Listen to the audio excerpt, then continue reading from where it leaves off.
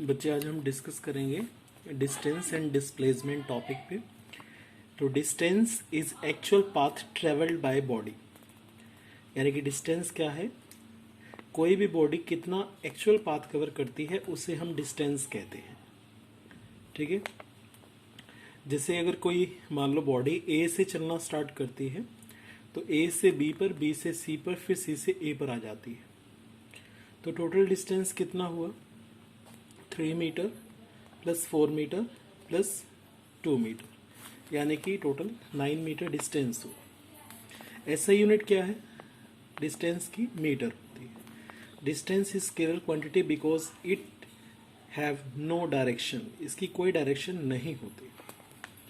Now displacement, displacement is the shortest path travelled by the body in a particular direction, यानी कि displacement क्या है, एक shortest path है जो कि कोई बॉडी ट्रेवल करती है किसी पर्टिकुलर डायरेक्शन में।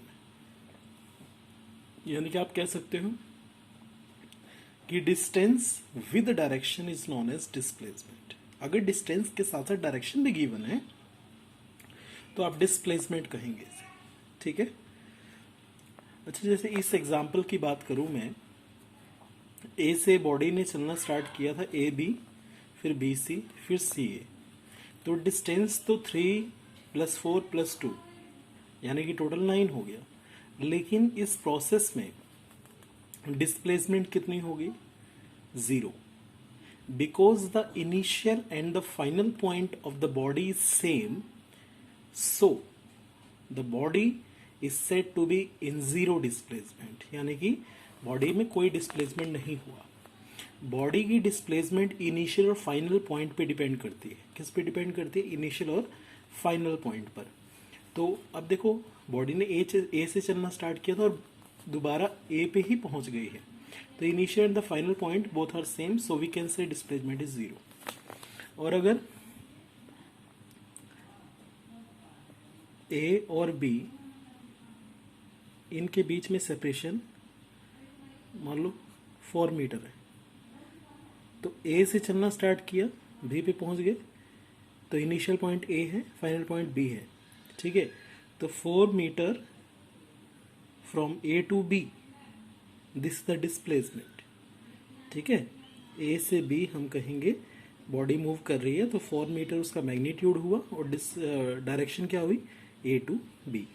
ठीक है, Ram travels 4 kilometre path in east direction, displacement कितना हुआ, 4 kilometre path in east direction. Direction देखो गिवन है, अगर मैं कहता हूँ 4 किलोमीटर पाथ तो ये डिस्टेंस होगा ओनली। तो हम कह सकते हैं कि distance has only magnitude but displacement have magnitude as well as direction. तो डिस्टेंस कौन सी क्वांटिटी हुई, स्केलर, और डिस्प्लेसमेंट कौन सी क्वांटिटी हुई, वेक्टर। ठीक है, और दोनों ही डिस्टेंस और डिस्प्लेसमेंट दोनों ही जो ऐसा यूनिट रखते हैं वो है मीटर।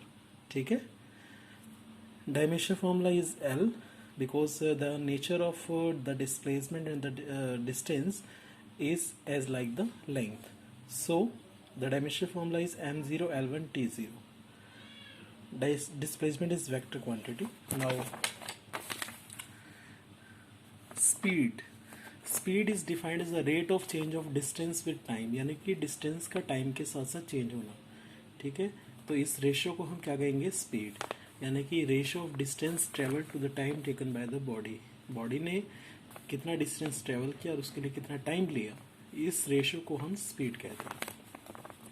डिस्टेंस की यूनिट मीटर होती है, टाइम की सेकंड, तो मीटर पर second is the unit of speed. And you can say speed depends on distance and distance is scalar quantity, so speed is also scalar, क्योंकि speed depend करती है distance. Distance क्या है, scalar quantity, इसीलिए speed भी scalar quantity होगी। Types of speed में uniform speed, non uniform speed, average speed, instantaneous speed, ये 4 स्पीड्स हैं।